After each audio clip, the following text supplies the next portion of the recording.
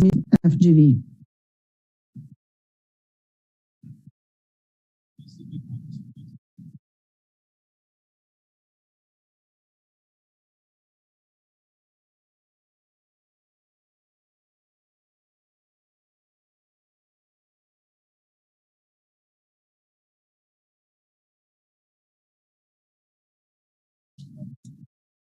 Today's event will be carried out in relation with FGV and Ground Institute within the Democratic Forum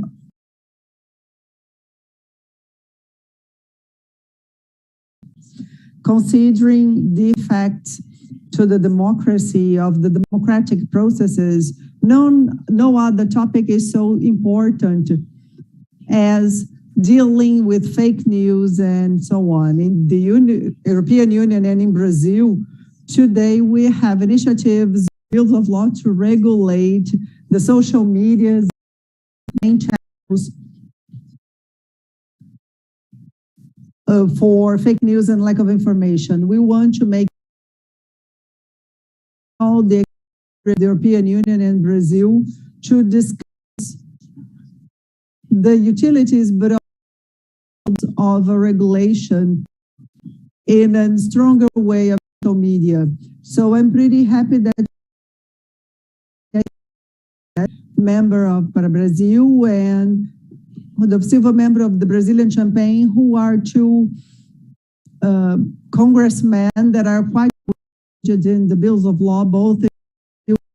I'm also happy with the participation of Ricardo Campos from the Frankfurt University and Bruna dos Santos from the International Polishment. Before passing on the floor to Amaro from FGV, I would like to thank all participants on behalf of the Embassy in Brasília and also to the moderator of today's events. I wish all participants an interesting discussion, and I'm very interested about this interchange.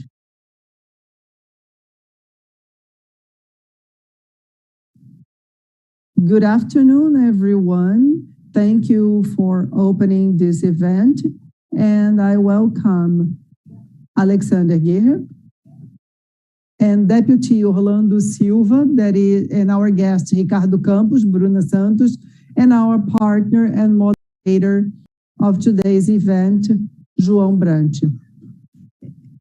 It's a pleasure to welcome all the participants following us here and who will be watching our webinar on the Bill of Law to talking about the challenge of regulating social media, organized by FGV with the support German Embassy in Brazil and Instituto Legal Grounds. Before starting, I'll read the disclaimer of FGV.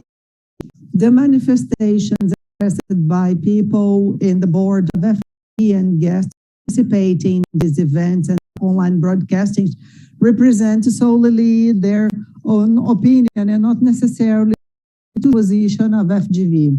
We reiterate that everyone present here agreed to participate on this event on their own, therefore authorizing the use of their image to this broadcasting that will be later on available in FGV official channels. Someone is telling me something about the quality of my audio. I'll try to change it here. Just a second, let me see if it gets better.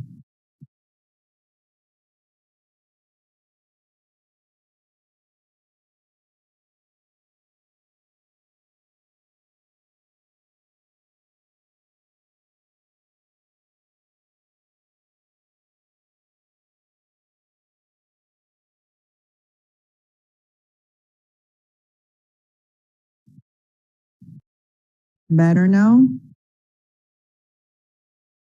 Okay, so I'll go on. So according to the agenda, I will brief you findings of a study that was published today.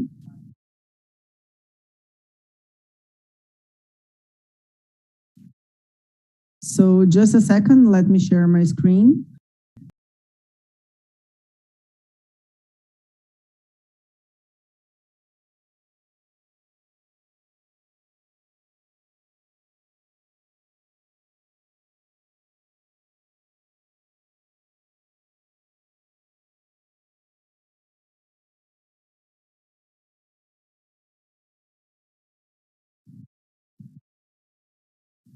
I think now I've screen.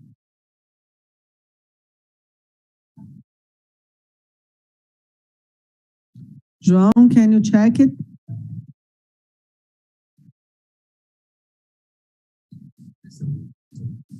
So this is a study on the regulation of digital platforms, a contribution to the analysis of the national debate facing the global challenge. Studies part as this event of the project, Digital Democracy Project, FGV, in its group of political analysis with the support from the German embassy in Brazil. It started in 2020 and ongoing so far. Here are some examples of studies that were already published about lack of information on the electoral system, hate discourse, agenda on the sustainable development with digital communication, among others, as some events with the participation of our ambassador of Germany in Brazil and the Minister of the Supreme Court in Brazil, Minister Alexandra de Moraes, and Orlando Silva, Mr. Deputy that is present here today, who also participated in recent initiatives. So this is the study published today, and it was published in partnership with O Globo newspaper, and it's about this topic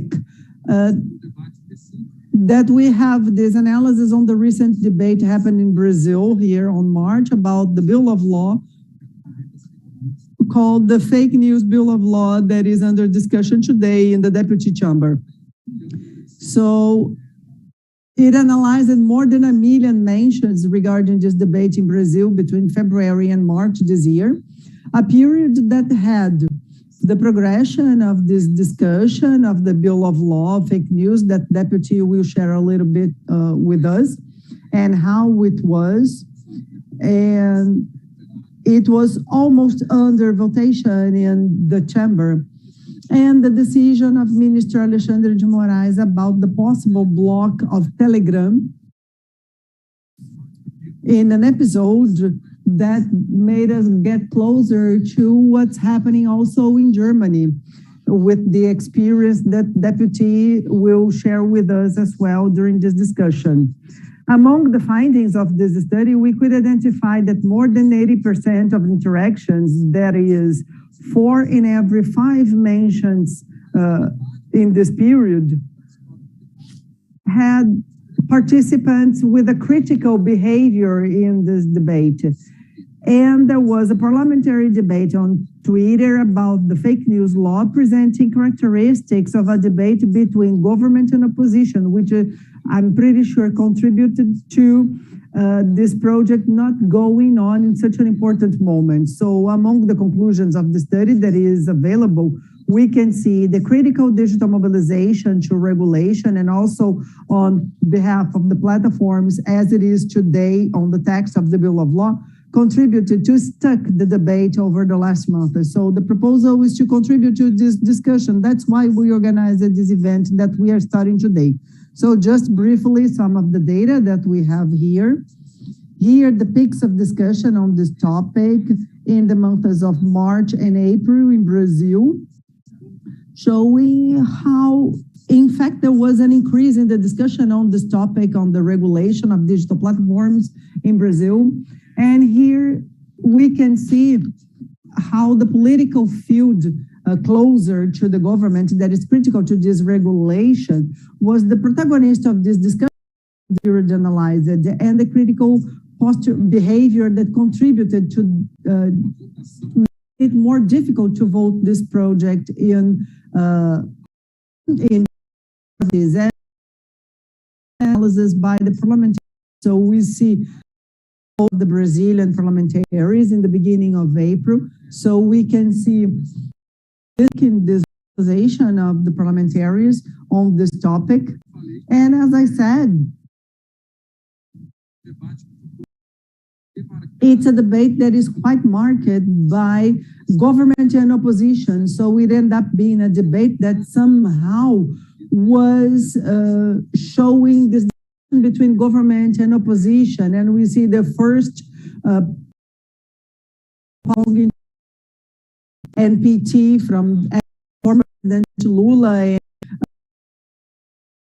we tried to bring this project ahead, but they weren't successful so far. And obviously there was an initiative by the platforms, the technology platforms, to give some barrier to this bill of law. As we can see, the posting the most famous Brazilian newspapers. So with that, I finish this brief presentation with the results of the study. I'll stop sharing my screen. And now the idea is that based on this content, we can then have a discussion on the moment we are living and the reasons why this debate didn't progress and what challenges to get back to this discussion that is so important, not only in Brazil, but also in the European Union. Now I pass on the floor to my colleague, João Brant, who will be the moderator of this event. Have a nice afternoon and a good debate, you all. Thank you, Amaro. Thank you, DAPP and Brazil, German Embassy in Brazil for the initiative. It's a pleasure to be here with you this afternoon.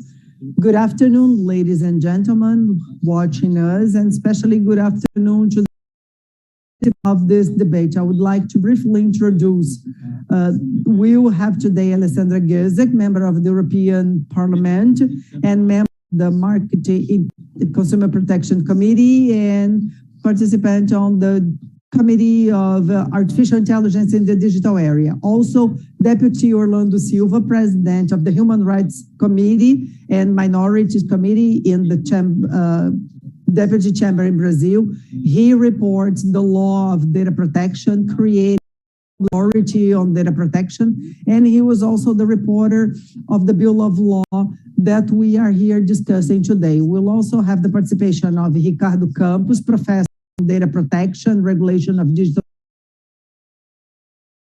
and the Law University of Goethe, Frankfurt. I don't know if my German pronunciation is okay. I'm sorry for that. He is master's and doctor at Goethe University, and Bruna Santos, activist, the Center of Social Sciences in Berlin, as part of German Fellowship for Future Leaders in Foundation Alexander Humboldt.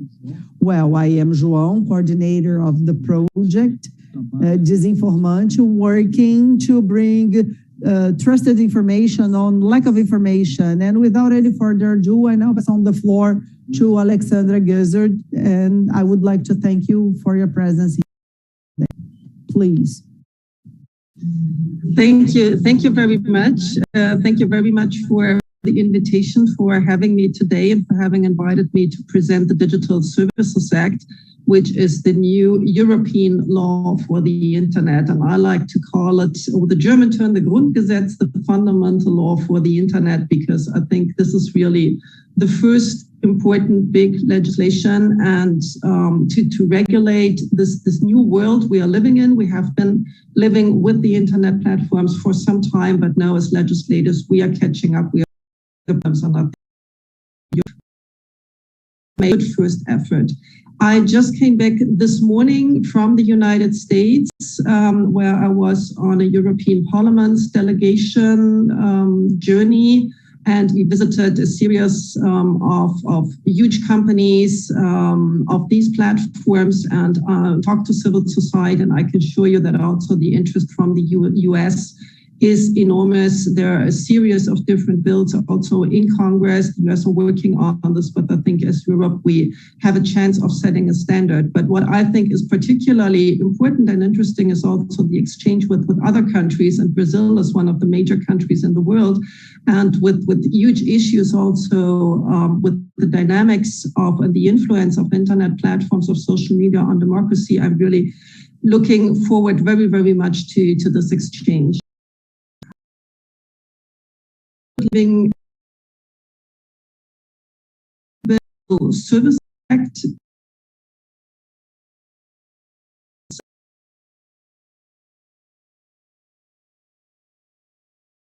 European legislators, we do need a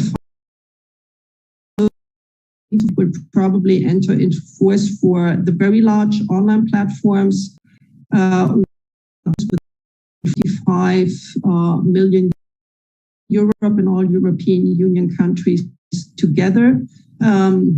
And then the regulation will enter into force for them by more or less the end of the year, and for the smaller platforms at latest by the end of next year. On where we stand. So what do we do with the Digital Services Act? I think we say clearly that it is democratic governments and the democratic society that decides on the rules of the political space and not a few global corporations. So we try to stop the arbitrariness that is ruling the decisions in an internet controlled by a few platforms right now. What it is not, I think it is not the solution, the final legislation that will solve all issues with digital and social media, because we know this is a very fast developing technology. Business models are constantly changing. So I think this legislation will further evolve in the next years, but it is an extremely good start in order to make platforms accountable and make platforms liable, but we do not make them liable for the opinions of their users, but for what they do themselves. And I think that is a very important difference from all the other approaches. I don't know, I'm not familiar with the Brazilian law, so I'm very much looking forward to understanding what exactly the Brazilian law on disinformation contains. I have known so far, try to act on user-generated content. So try to say what content can stay online, what should go offline. And that is not exactly what we do in the DSA. In the DSA, we really focus on what the platforms do and not what their users do. So what we do not do is to limit freedom of expression. And that is very important. And I think we have struck a very good balance here between trying to make the internet a freer and more democratic place, but without limiting freedom of expression. So I would like to focus on three different aspects of the Digital Services Act. There are even more, but I think these are the most important ones in my time. So first of all, as I said, platforms will keep not being liable for user-generated or messages if they don't have actual knowledge. If that content is illegal and do have actual knowledge that the content is there and that it is illegal, they have to take it down, obviously. But in the European Union, it's not the European level that is legal, so there can be differences among different European countries. Some things are illegal, which are not illegal in other ones. For example, in Germany, where I come from, Holocaust denial is illegal, while this is not the case in Denmark. So what we do with the Digital Services Act is basically explaining the procedure that the platforms have to follow in case they have actual knowledge that there is content that is illegal in one of the European countries. And the Digital Services Act applies to platforms whose content is seen in Europe. So if European users are targeted or can perceive that content. So it applies also to obviously American or Chinese corporations. So the first part, I think what is important that we finally make sure that orders and information orders by member states or national courts or administrative authorities have to be complied with by the platforms. And that when I say platforms, in this case, this is for all online platforms, all internet platforms. Because now we have the problem that we have a court sentence that an account needs to be reinstated or that a certain content has to be taken down and the platforms don't react or just react very arbitrarily. So now we make sure that national decisions have to be applied by the platforms. Another important point is how to try and with illegal content. So there is a clear procedure with which users themselves can notify illegal content, and there are clear rules for platforms how they have to deal with these kinds of notifications. For the first time, we set out rights, because beyond dealing with problems like disinformation or hateful speech, we also have the problem that often the same groups that are targeted by disinformation or by hateful speech, content, the terms and conditions are blocked. Now, users' rights that are very clear. There has to be a complaint mechanism, a formal complaint mechanism within every platform.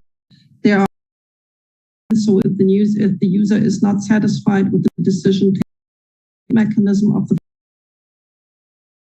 platform, to an out have that decision reviewed before having to go to court, because we know that court procedures are usually lengthy and complicated. So I think that's the first part that is important for the DSA, the basic rules, which should be obvious for a long time, but they haven't been in place. So now we make sure these rules are here. A second part that I think is equally important is that we have two small, but I think small limitations to the business that is based on what is called surveillance advertising. So advertising specifically on the basis of huge data, amounts of data collected online and offline, which are then aggregated and offered to advertise. The problem with the target, therefore, advertising, including advertising to specific. And this is one of the issues with this,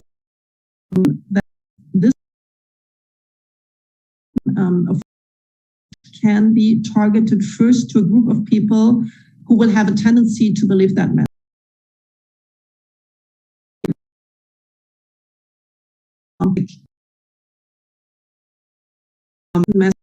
resonates.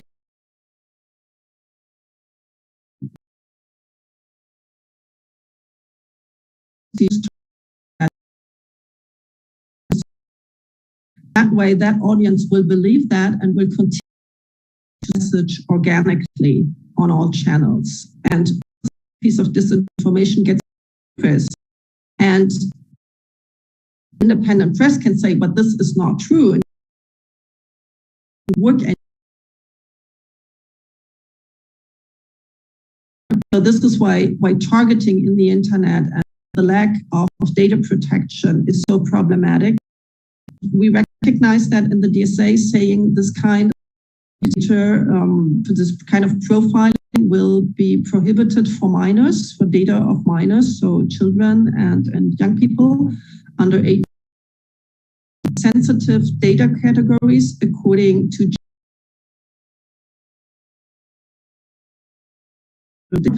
not always perfectly implemented, unfortunately. Those political part, trade, religious faith, and so on. So these are the first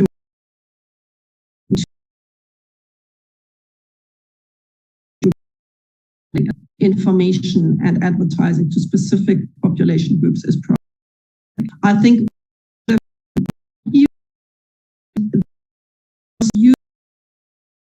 especially run by Google and Facebook,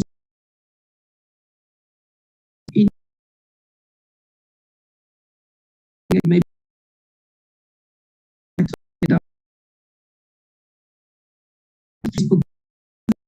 focused most of the lobbying on this point.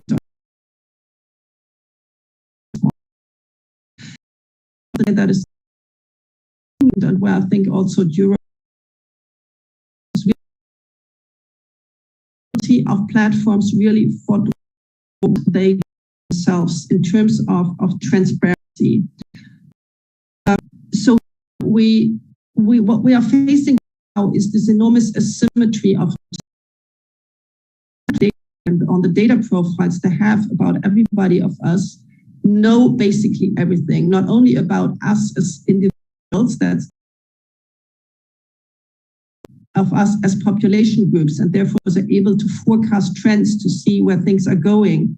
And this gives them an enormous amount, combined with this enormous financial power that in most countries, unfortunately in Europe as well, political power. So what do we ask them to do? First of all, they have to do, it's a little bit a complicated mechanism, but if you are patient with me and follow me through it, this makes sense in the end. They have to do a risk assessment for their own functioning, their algorithms, their business model, and what kind of risks that the way the platform works poses, just like fundamental rights, human dignity, data protection, the protection of minors, the consumer protection, freedom of speech, diversity also of opinion and of media. So they have to do this risk assessment themselves. And when I saw that for the first time and in the first Commission's proposal, it was much more limited. So we managed in Parliament to broaden the scope to what I just explained. I said, well, if the corporations do that themselves, how can that be reliable? They will not explain us that they are spreading disinformation by business model. Follows now. So first of all, the following Article 27, as on the basis of that risk assessments, they have to make adjustments in their business model in order, and the European Commission can order them to do so. Then we have independent audits in Article 28. So every year, an independent audit by an organization will have to be carried out for each of. The third part applies to platforms, as I've said that earlier, for more than 5 million users. So not for the platforms, but for the big ones. So we're talking Facebook, for example, Google's YouTube, and so on. And then what is even more important, the commission who in the national in Europe have the right to access platform data. The problem that have independent research, those platforms don't get access to the data of the platform.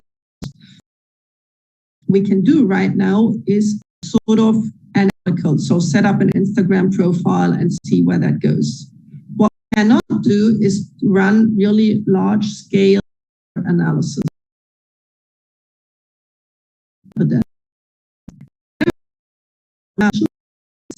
Access to the platform data, the digital services coordinators, so the oversight authorities in the national member states, but also independent researchers who can be affiliated with research institutions or with universities, but also with civil society organizations. And I have insisted a lot on this aspect. I've seen in the past years that those organizations that have really given us new insights were mainly non-governmental organizations and WOS, like Francis Hogan, for example, who are not affiliated with neither universities nor research institutions so far. And so that is a very, very important point. To have access to the data platforms. Previously, they have to authorization by the European Commission. Basis of Article 6, which were the risk assessments that I explained earlier, that have to assess how the platforms risk for human dignity, fundamental rights, data protection, on that list as well. Will be able to run research projects, accessing the data of the platforms in order to find out, for example,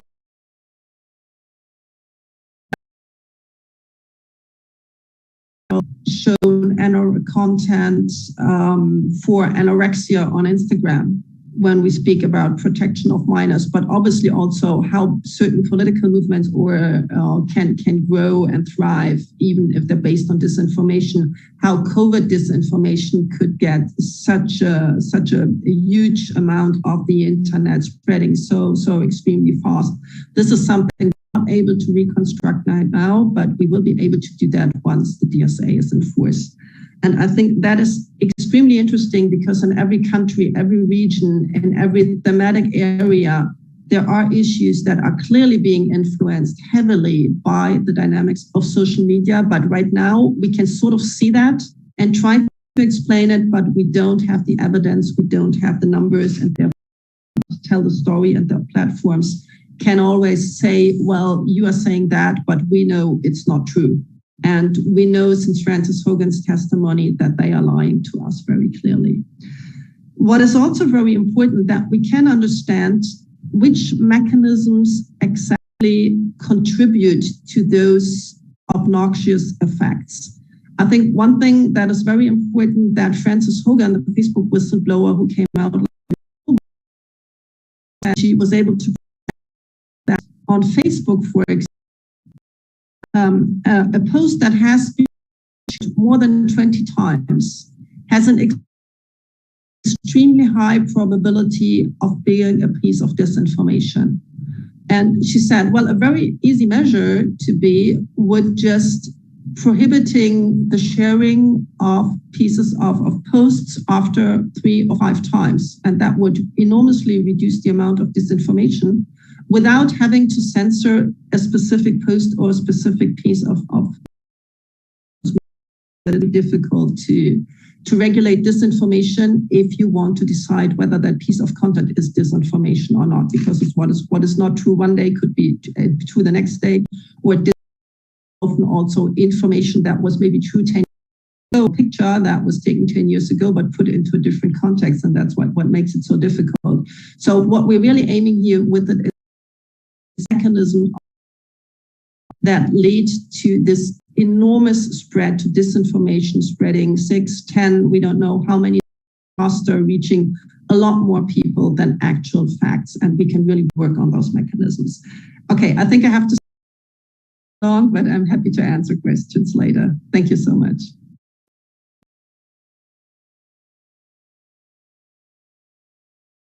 Thank you, Alexandra Geese. It's extremely interesting, the description that you gave about this act, that it's about to be voted.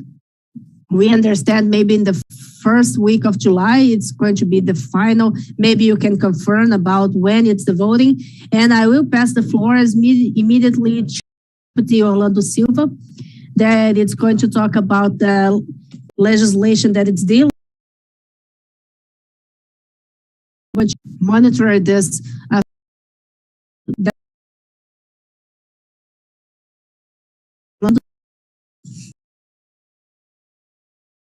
Thank you, Jean.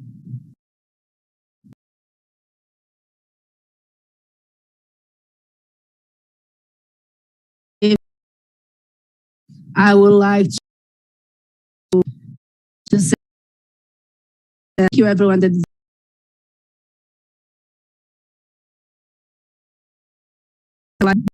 Alexandra Geese, my friend Ricardo Bruna Martins, and I'd like to say Ricardo and Bruna that we miss them. They have to be back soon to Brazil, and I'm very happy to be here, especially because we are able to see that it's going to happen about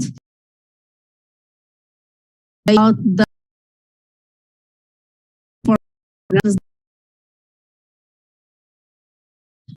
that Brazil has some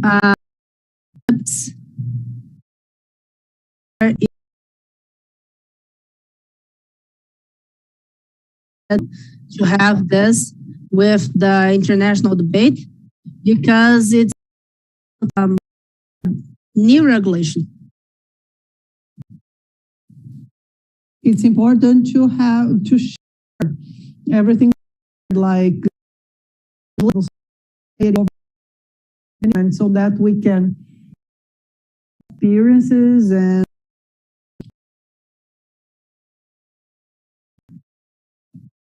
this creation that is going on at this moment so that we can reach the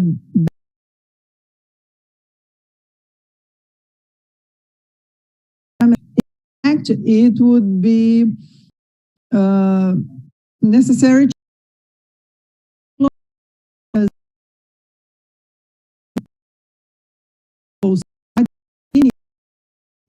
would also be global. European Union, as it is an important market and shares experiences of many nations, they are one step ahead, and the European culture is the culture of sensible activities to citizens, and it will always be an inspiration to us. In our expertise, if you follow the debate closely, you could see that the reach of the law proposed in Brazil is close to the reach of the digital markets. If we had of the population, the regulation would reach platforms that have at least 10 million users in Brazil. It's close to 5% of the Brazilian population. Out of the 45 million users in the Union is close to 5% of the Brazilian population. And it's important because this regulation won't inhibit the initiatives and won't inhibit companies or startups to enter the market. So the rules will be imposed for the platform that with the rules and that are important in the Brazilian market. Here I see that there is some distinction. In some services, the market is basically a monopoly in Brazil. If we look at browsers and message services, there is a oligopoly, which makes this need more severe in terms of regulation. And it also demands the regulation to oblige the companies to comply with competition law in Brazil. The regulation must also inspire in complying with the competition laws in Brazil because the monopoly impacts the dynamics of the services that are offered. Something that is very important here to observe is the value of this that are the digital platforms, so that we are not only based on the problems that the virtual experience brings to us. We have the possibility of connecting to people and spreading culture and science knowledge. We have economic opportunities that the platforms also offer. So starting point is a good one. We complement the possibilities that the platform offers us. Having that said, now let's go to what is the intention to regulate the Brazilian experience. That is transparency as the first item. I would say that the obligations of the platforms being transparent is something mandatory, especially with the monopoly. We have this as an essential obligation so that the user knows a little bit of the rules and the operation. Obviously, without complying with compromising the business or the industrial privacy or so on. But there are many topics in the Brazilian legislation in terms of reports and so on. Should be something very important in the law presented in Brazil. We have a strong debate on the obligation or not of discussing the teams that comprise the revision teams in the content moderation. Some believe that this is a global operation, so it would be secondary. It wouldn't make sense when in fact to us, it is a key item. We need to know society is in these groups reviewing the content. This is important to ensure the freedom of expression. This is essential so that there is no distraction in the readings that we do, obviously in the second phase after the automated work being carried out. So I illustrate an information that is very important so that we preserve the user's rights, and transparency reports are very important so that we can follow the services provided in our country. The most sensible point in all the debate when we talk about internet regulation is freedom of expression. And regulation presupposes the maximum guarantee of, so this is what we have, and the content moderation made by platforms that should be done by the platforms. I believe it's not a right, but obligation of the platforms to moderate content, to have a less toxic environment on the internet. And this moderation is the starting point of the freedom of expression. That's why it's very important to present mechanisms that we call the due contradictory process, so that the user can contest what is carried out by the platforms. This is a very important aspect because this is the safeguard to defend the freedom of expression. I believe that an important aspect taken into consideration the Brazilian characteristics and the strong degree of connection of our population with many apps that are used for public uses. So I believe it's very important that a differentiated treatment to public accounts, which are the accounts of public managers and political, they are offer of information and public services, and it must demand these accounts to undergo the typical rules.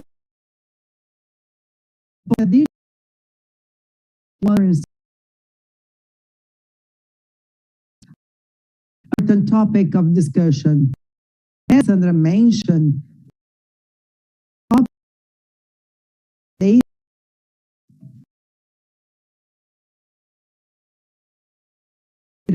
undergo the data protection law, and we need to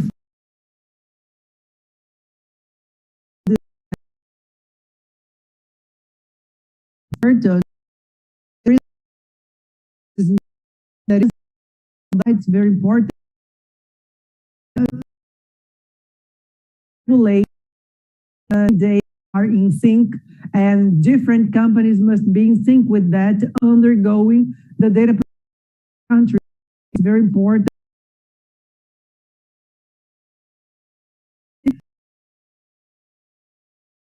And with no goals. So this is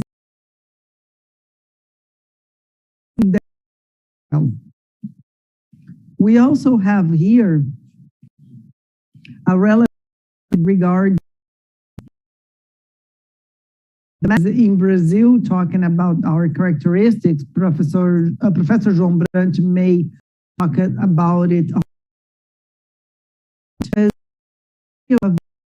High degree of engagement of the Brazilian population in instant messages. So if we are concerned,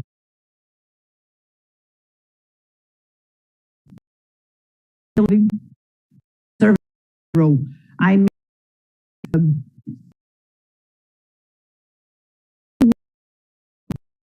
that's why here there is this whole debate and the mechanisms of realization, and there is an open conflict here with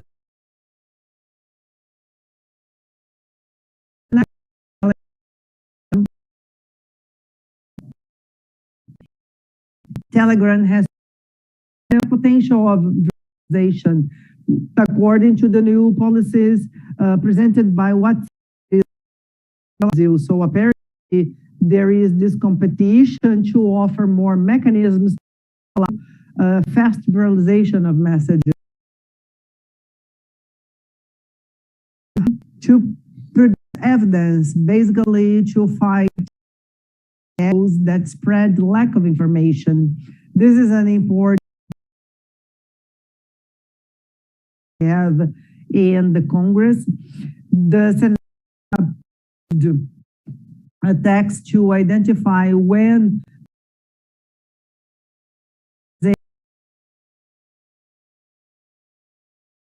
messages for certain people. And today we debated the way out, allow this part in some sense, but debate its main goal to answer the how to produce evidence agents using messages with illicit goals and promote mission and hate discourse. So this is the for us to face one of the main sources of discourse and misinformation.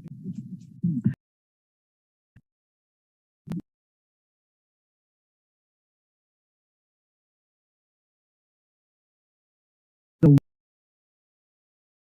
big dispute by the funding advertising. So to us, it's important to submit the advertising contracts to the laws.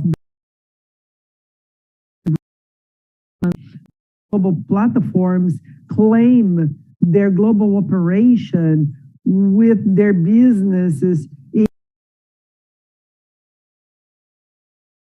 The operation, global the contract, and they don't obey the rules of each country. So we'll try to submit the contract for the Brazilian market so that they legislation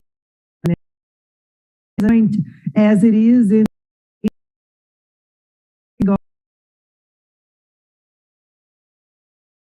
and the social networks. It's common sense in Brazil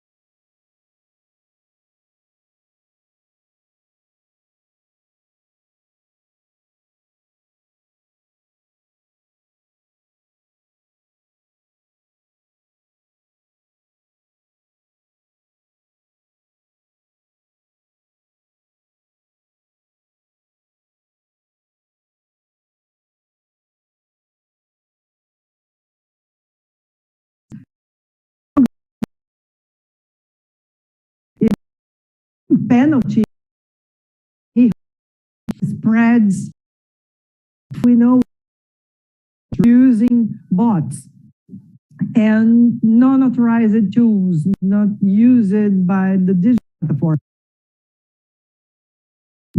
We understand that we need structured right and to spread misinformation because it disturbs the political and the public debate. It changes the in our understanding that strict behavior because individual that unadvertisedly follow or fake information. It's not the point, and these are not the ones we are worried.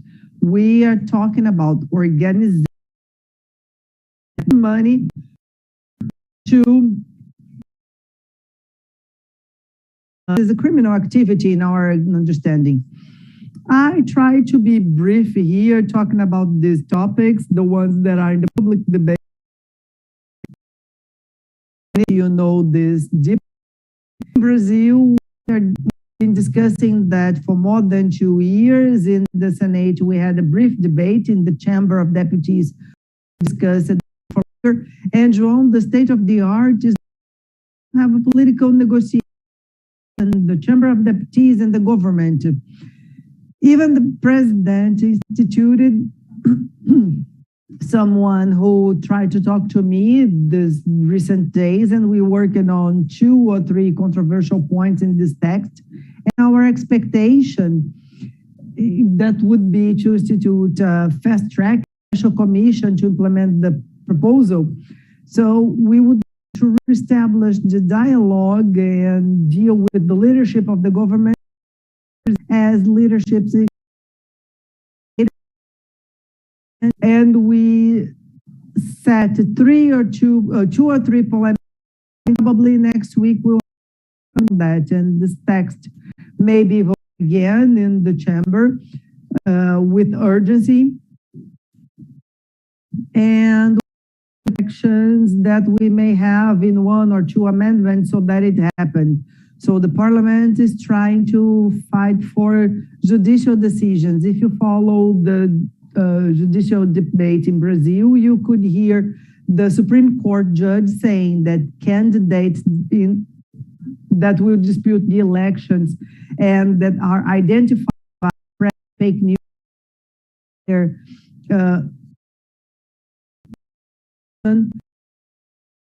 is very strong in the judiciary power and stimulation factor, so that we create the barrier that even if we do to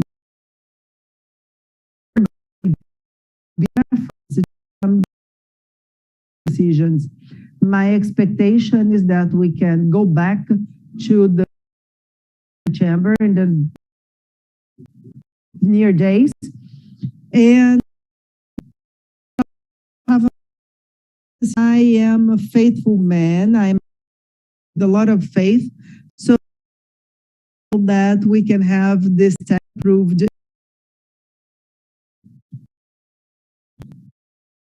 We thank you, Orlando, even with the news that you brought to present here, and I think it's the first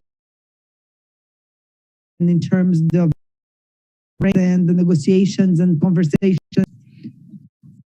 Before to Campos, Alexandra and Orlando, due to their work, they have agendas. So feel free if you have to, but in the end, we'll bring some questions that are posed here in the chat. So I'll immediately pass on the floor to Professor Ricardo.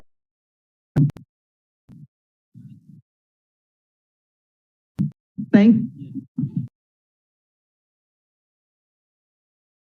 you,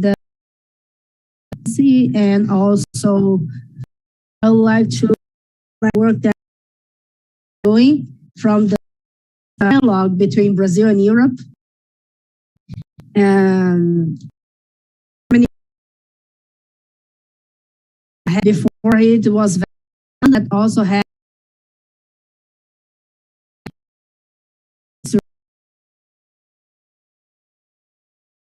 the Brazilian debate, that is to bring what he brought today, that is a comparison of vision, as Orlando was saying, the entire and the same way, the same type of. So my first, I would like to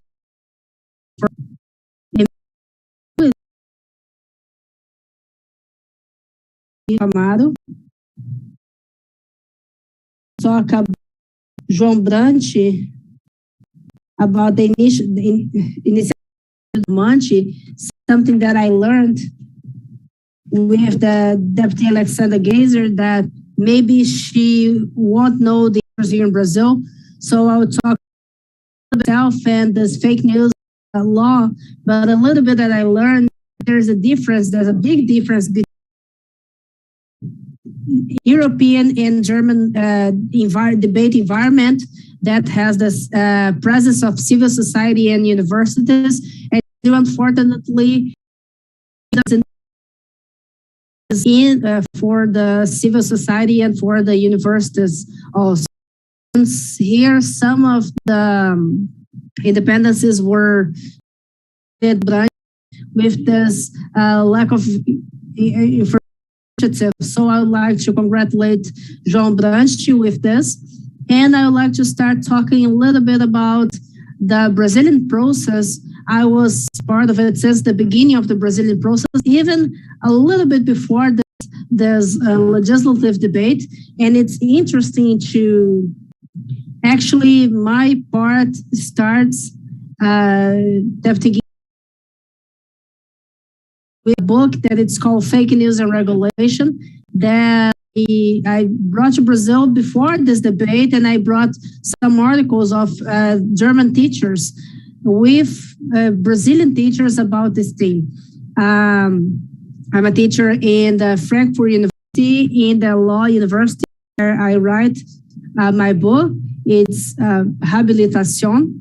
And this book was published before this debate starts here in Brazil, and suddenly became the central point of this debate because I wrote with a colleague a project for Brazil based on the German legislation. The institutions here in Brazil, and this project is presented by a senator in the Brazilian Congress. And it starts with this official project that goes to the House of Deputies, so the House of Parliamentary. So my part is a book, so we never neglect the book and the part that the book has in history. So it was when I got to know Deputy Silva, and he was invited to have this debate with all the representatives. And one of the representatives of the legislative was Deputy Orlando Silva. And that it's very important to highlight the role of Deputy Orlando Silva. Geese and maybe he's a deputy, a congressman from that it's more important in this digital agenda. He was one of the reporters of this legislation here in Brazil. He followed up the European legislation, and now this PL with the fake news. So he has a very important role in Brazil and fighting the rights in the digital environment. And for with him since the beginning to be able to contribute to this debate. I am going to be brief in my presentation. This is a theme that I have been talking about it's a theme of my classes here in the Frankfurt Universities in events in Brazil. But I think that some of the parts that were clear with Deputy Alexandra Geese and Deputy Orlando that unified this debate between Brazil and Europe.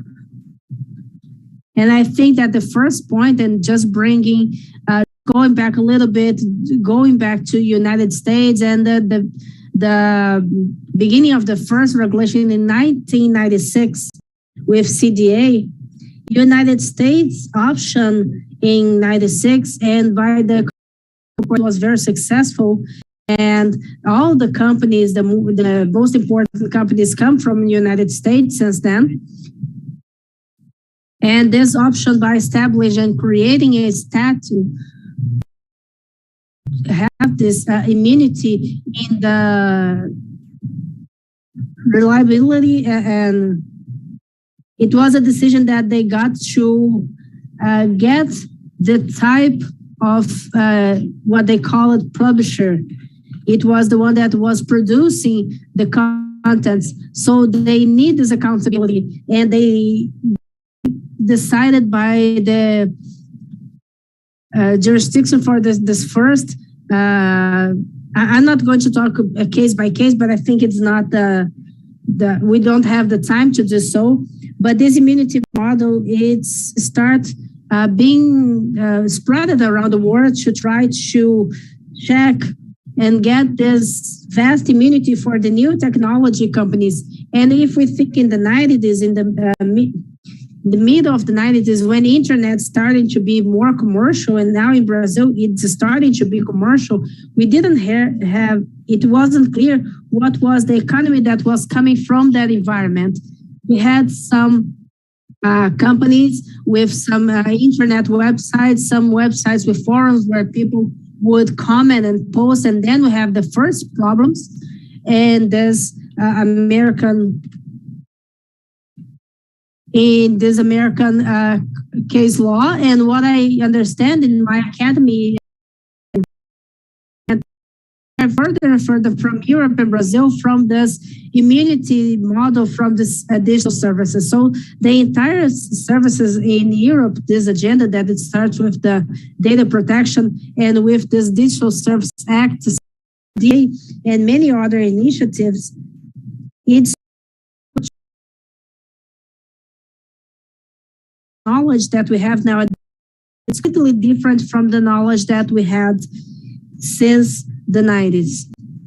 And one of the main points here that I think that it can bring both trajectories together, of course, that we have this legal translation here in Brazil, but we have different that we need.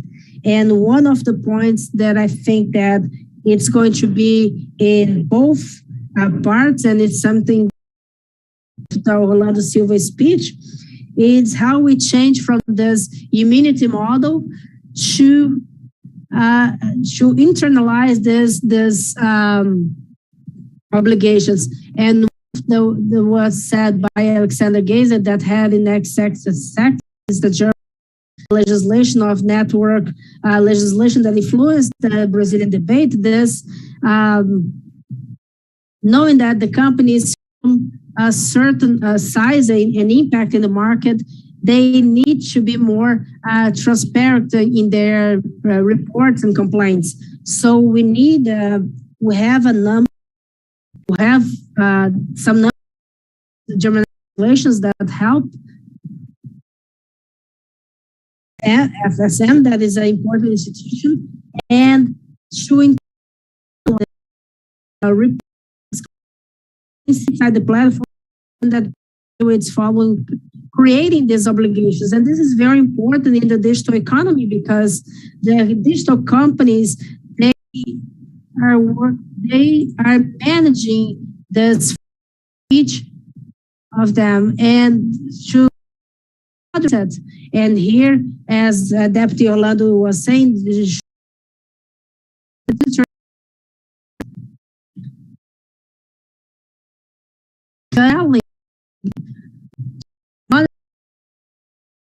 Selling to see something that interesting you, that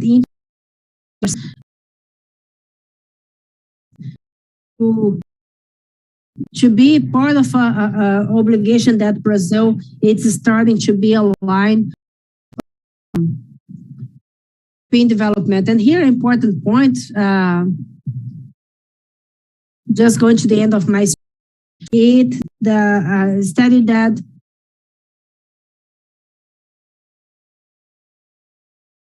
don't know that it's the Brazilian legislation that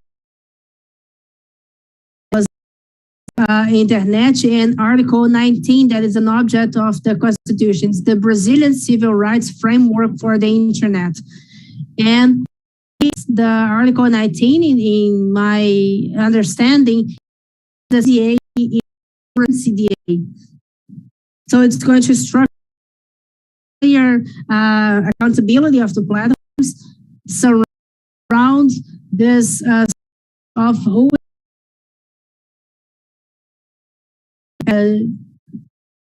decision. So what common citizen go to court to remove something from a platform. So it was an interesting thing to have this conflict between service of the court. So you create this barrier to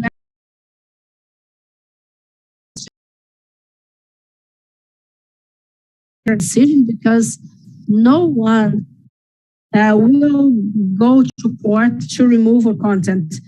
This trying to internalize this compliance system is a legal act. Digital services, they are in a better position for the first to try to remove this content on this beyond seeing how they are doing, how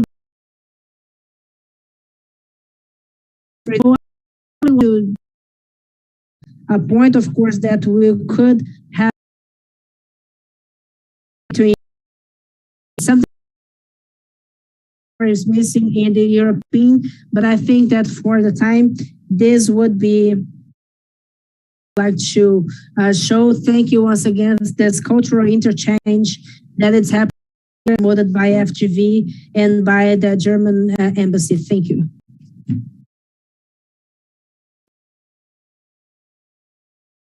Ricardo, before passing on the floor to Bruna, Orlando must be live on TV, so don't change the channel. Hold on. Leave it on mute on CNN and Alexandra Geese as well. She will be until 3:30. So let's check if Orlando and Alexandra want some observation before leaving, and then we go on and we pass on to Bruna. Because with time and the delay, we are a little late, so. And there's adaptations, I believe that we can hear your final words if you want. Orlando and Alexandra. Alexandra, first.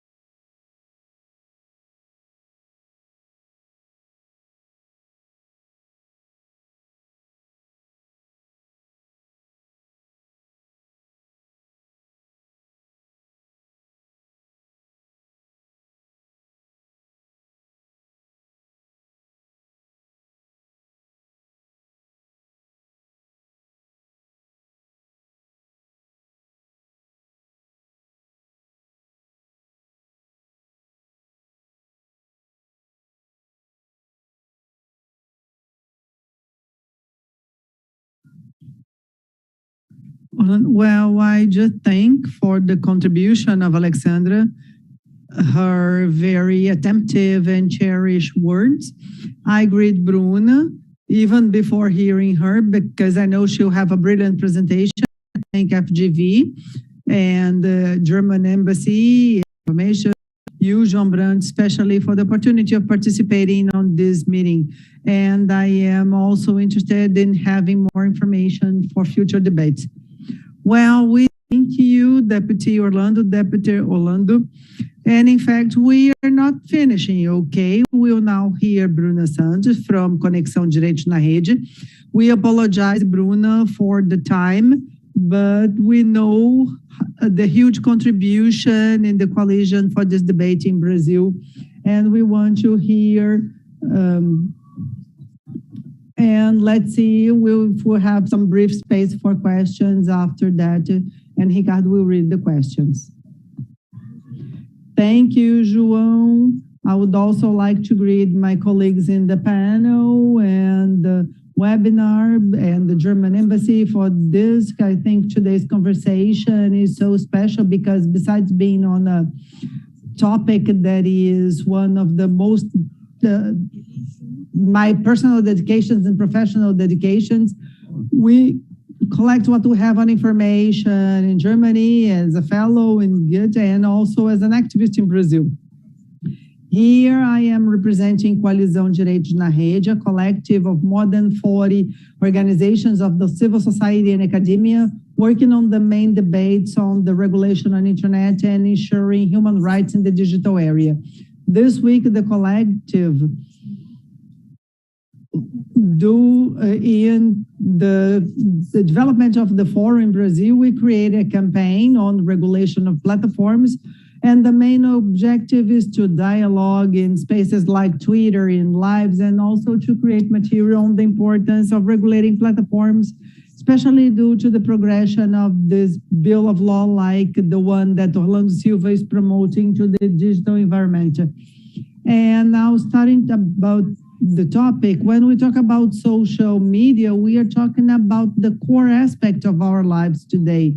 Over the years, it's taken more and more space in democracy, in the discussions and the flow of information, and also offering more products and services. And at the same time, we are talking about players or companies that also depend on a huge amount of data on their users, and they are also discussing on the flow of information,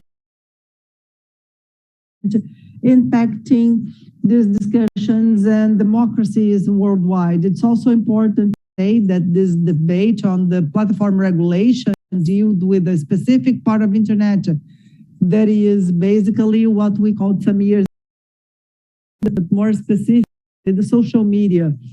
When we talk about regulation, we need to pay attention to the goals and metrics and effects and proportionality. The topic is a discussion that may approach governance and how companies organize and create rules, but also it's a debate on privacy, content moderation, discrimination of misinformation, and many other topics in this country in terms of regulation. In Brazil, the civil landmark, as Ricardo mentioned, is a good starting point for the discussion of this topic, and it brings a lot of confusion because it's not a CDA, it's quite different. It's a progressive CDA because it's absolute communities anymore. He talks about partial communities and the responsibilization on non-compliance with the orders, but it also reflects the ethics discussion. And back then, we had user context due to judicial measures. The equation back then was to assess the third party and reasonable to solve conflicts, online conflicts. It reflects the Brazilian debate for some years. I mean, almost 10 years.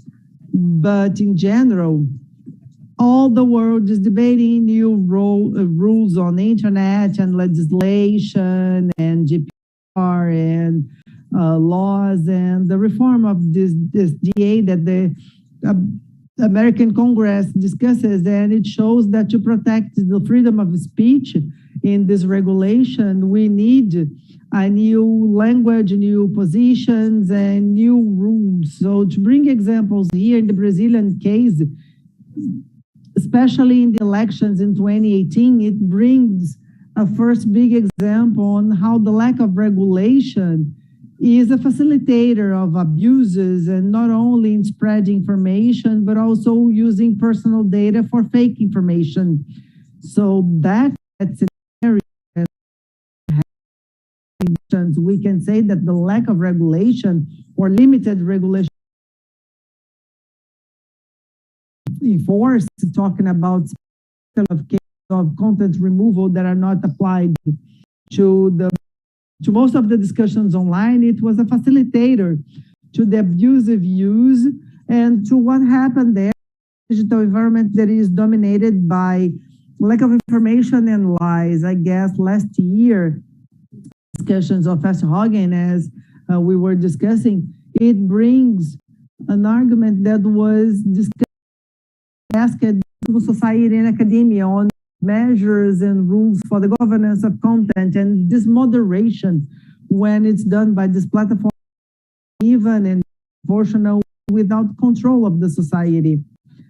I don't blame the current agents on platforms like Facebook, Twitter, Google, but today we have governing and talking exclusively via these platforms. And not always this conversation is in democratic lines or fair lines. So in the coalition, we are discussing the relevance and importance of these regulations. And I think due to these recent cases, we are seeing a stronger calls on new disclosure and study the fake news law, the solution that we are discussing in Brazil.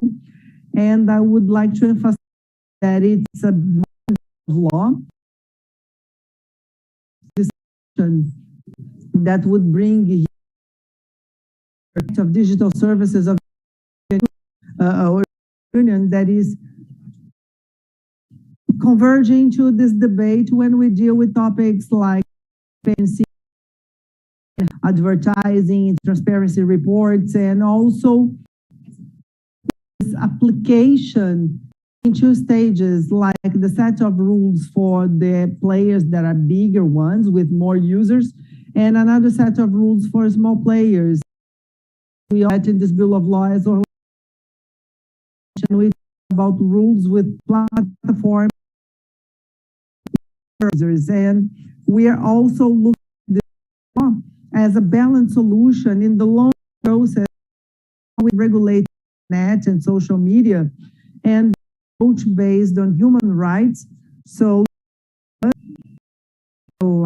timeline is quite logic, because first we understood the freedom of expression and privacy, then the data protection law that is quite clear to use and share data of users, and now we are looking at these players that include part of the market and also the carrying out.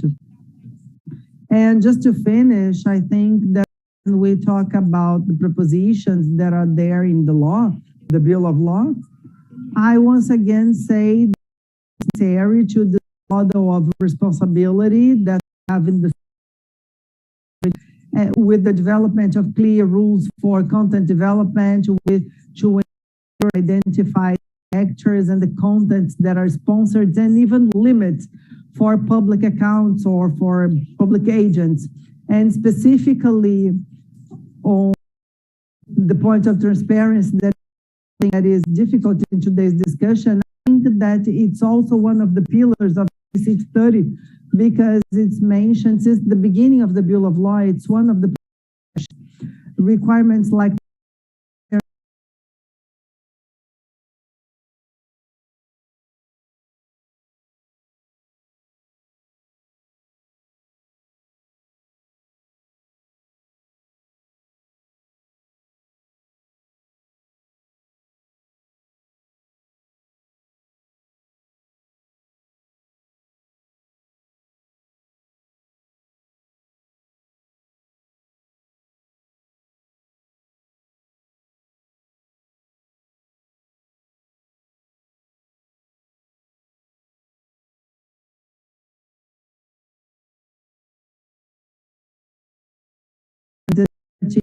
judiciary bodies. Besides, the law has to be balanced. The coalition criticizes that, and I think we need to emphasize that these points are have the social media as communication means and safeguard to devices like what we had in the first rules of responsibility due to the risk be used. But having that said, we are in fact looking at this bill of law as the first step to change the condition of the technologies and work on them in exchanging data on business. So us, we defend this regulation with more transparency, more digital rights, and more democracy. And this is the position of our work. Thank you for the space. Thank you, João. Thank you, Bruna. We are now 3:40 p.m. I would like to pass on the floor to Amaro Grassi, making one question. So as far as I know, we don't have specific questions in YouTube, so I will go back to Amaro because he brought the debate on how this bill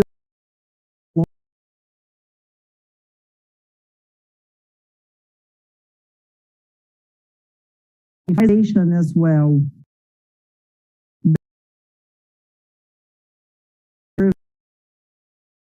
So,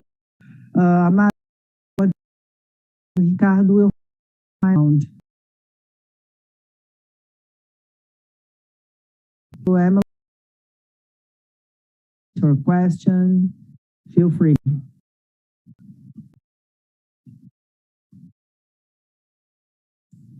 Thank you, Bruna. Thank you, Ricardo. It's a great point, especially because I could bring for us this debate. I think that the debate of the platform years is something that is extending with, as Deputy Orlando was saying, it's something that it's being debated a lot and it's taking longer to be voted because in the second quarter in 2020, with the participation of Rodrigo Maia, when he was predicting that until the end of that year, 2020. So 1 year after this, and we are not voting yet with this uncertainty that it can't be voted. Maybe we can follow this and knowing should plenary in the next days. But what I wanted to bring is this debate that during a few times we are able to. This debate is described as something about it's going to be put in different sides, the platforms and civil society. And these platforms are resistant to that. And we know that this coalition and that. And one that we can highlight, the political dimension of this debate. In Brazil, I'm not sure that would be right to put in debate in Europe and German, this is put it right this, but in Brazil, the debate is crystallized itself for political environment, especially in those differences between the ones that are criticizing speech and censorships, and that would represent censorship and showing the need to fight the lack of information. And this politicization of this debate in terms to contribute to start, it's delaying this vote. And it's something that we are having this is how do you see this political dispute in Brazil around this text about this debate that will contribute to make it more complex and to avoid we from passing in this vote? I would like to know from Emil if he has some questions.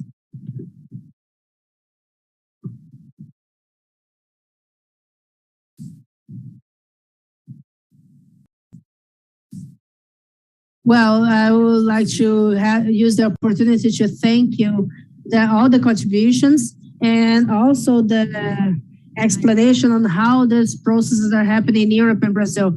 We have an aspect that it's interesting. I would like to know. It's about this legal, besides the legal regulation, the legislation, for example, can it be voted in June? But with this, will be delayed for the electoral period. So I would like to know the opinion from Bruna and Ricardo and maybe João and Amado if you want to talk about this. How can you evaluate the possibilities of dealing with this fake news during this electoral campaign? This is something that it's interesting to know. Thank you, Emil. I will pass the floor to Ricardo. And Ricardo, up to 3 minutes if you can answer Amado and Emil questions. I think I would need less than 3. I don't need all of this. I think that the first point, what Amado was saying, to compare both developments, I have been for more than 10 years here in Germany, so I was able to follow this process. And the German process, it starts with a decision with Gunas Gericht, so the decision from 2013, when he starts to have this notice and take down. So if you look at the we have and adding of what Bruna has said, I was talking about Article 19. It's a Brazilian CDA. It's not it's this Eric Goldman that was talking about this Santa Clara. It's an enthusiast of CDA. So we can interpret him like this.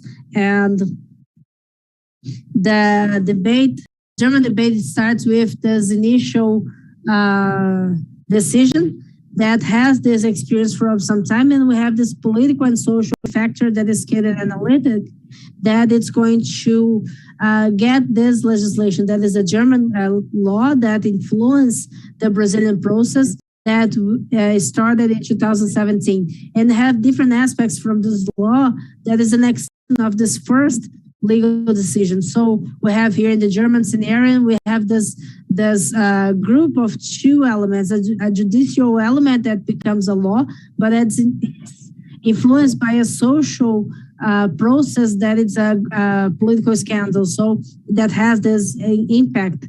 So it has this important role to consolidate this first movement, bringing this apart from this immunity that it's being put in the digital services that it's migrated to the European plan with DSA. Researchers, the Institute where director, we have a technical note to try to influence the Brazilian process following up the DSA and the German law.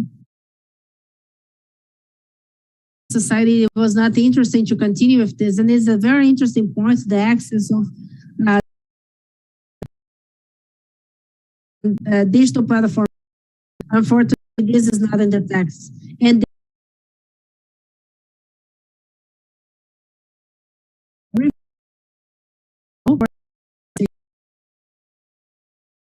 the last scandal, Connecticut.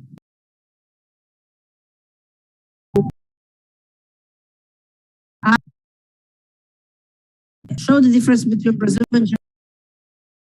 Has a first and then in Germany it's legal and then political. In Brazil it's answer and a global answer. Brazil, it's connected to this global scenario, and the answer that we'll give to our content is this. Thank you, Ricardo. Bruna? Thank you, João. First question, I think.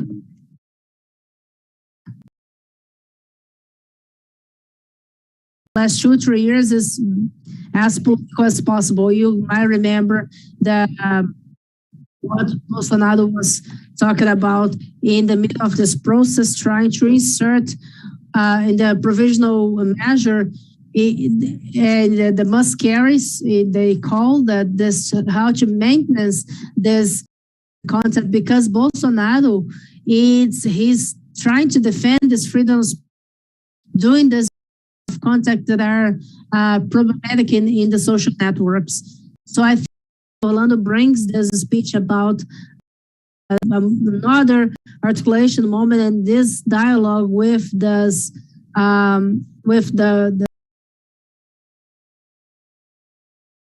they have this imperative that it is very strong, and so 2360 to be approved when they are doing these demands can be in this type. It's when we know that they are going to try to bring this line for the freedom of speech, not removing this content, especially the ones that are political.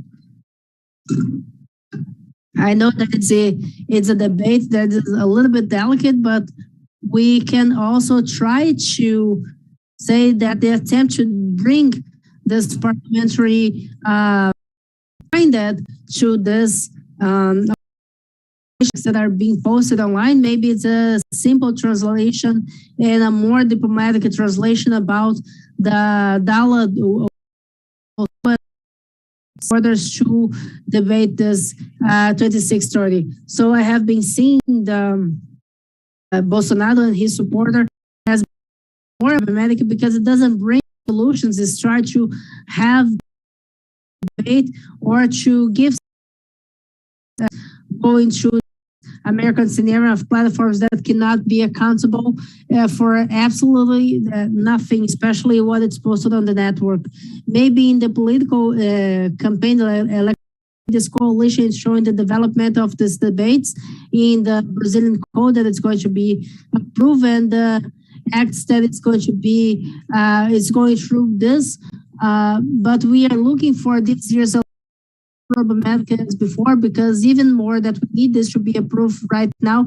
It has some rules that it's going to be reviewed that maybe would not allow the rules to start for.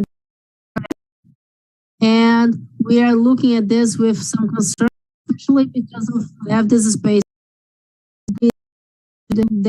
The ones that support this president for this less transparent networks and are trying to follow these regulations as Telegram, and we still do not have this clear and specific regulations for this debate in this digital debate. We hope that we have some in this transparency of some things that are more important to us, but also for this electoral phase, and that's more for the opportunity, and we are available to continue with this type of debate. Bruna, you were called back to this debate for Emu to answer Emu's question. No, just to continue what Bruna just said, and to remember, even if it's approved, the changes that it has had, it has to go through the Senate once again. And Deputy Orlando is saying that it's being debated with some senators that would possibly, in the moment that it's approved, will have everything. It will be already understood to go through the Senate, and as they bring this to the council, it will advance faster. But I agree with Bruna. It's a short time to elections, and some things might only being validated after approved. And even though I think that it's a very important time to have this update understanding, as the case of the transparency of this platform. To send that the study I presented at the beginning of it's available in the Digital Democracy website. It's everyone can access. So once more, Bruna, Ricardo, Emil, Deputy Orlando that we had. It was a pleasure to be here with all of you, and thank you for those who are with us. Thank you, Amara. Have a last year, and in fact, the last verse that was being debated with a replacement that the deputies should do this urgent voting, it would bring this changes, this vacatio legis that would be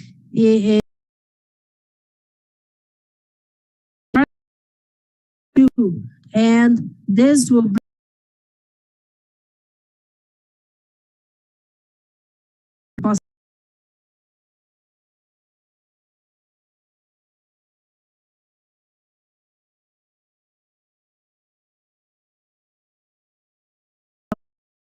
code or to consider the social communication, what it means in terms of electoral legislation in visibility. It starts to be considered communication, a social communication vehicle that is trying to spread this fake news during the electoral time can be seen as electoral crime. I have some points that might start right now, of course, that we don't know how this is going to happen, but this can, in fact, being seen with this project. And Orlando is not going to be the only one that brings news. Alexandra Geese was talking about the Francis Hogg, and we know that she must be in Brazil in the first week of July with some activities, especially the teams that she's bringing about this effects of the lack of actions in social networks in the individual and collective laws and rights. And we will have the opportunity to talk once more about this thing, her being here. All of you that are, and I'm here doing this. Wrapping up, I'd like to thank you once again, the initiative of FGV, the initiative of the German Embassy in Brazil, and to present the presence of Bruna, especially, and Ricardo, especially in this afternoon, besides that was here with us. Once again, I give the invitation for those who don't know the disinformante to go to Instagram, disinformante BR. Those who want to go to YouTube, we are trying to gather relevant and reliable information about this team. Thank you once again. Good afternoon.